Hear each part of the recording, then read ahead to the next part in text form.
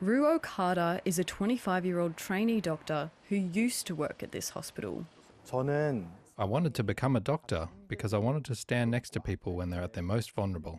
He's one of the 9,000 trainee doctors who walked off the job last week after the South Korean government announced a package of policy changes aimed at improving medical services. The government says they'll increase the number of medical school admissions from 3,000 students to 5,000.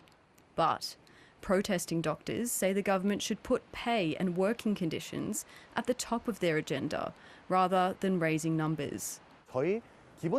Trainee doctors usually work over 100 hours per week. While some may think we start our shifts at 8 or 9 a.m. in the morning, in reality we begin at 4 or 6 a.m. in the morning. We earn around $2,300 to $4,600 per month, not tens of thousands. The current medical system in South Korea, which is a great one, is run by forcing cheap trainee doctors to keep grinding.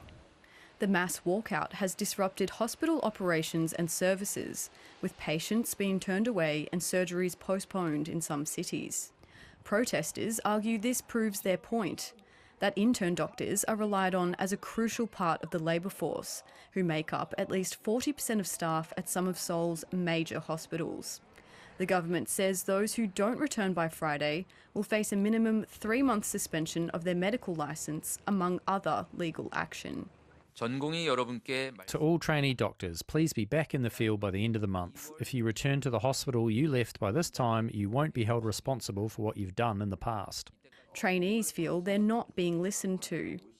If the government truly intends to listen to the voices of young trainee doctors, they should not issue back-to-work orders.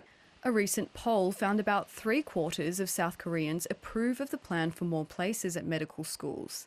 They'll be wanting the striking doctors back at work come Friday.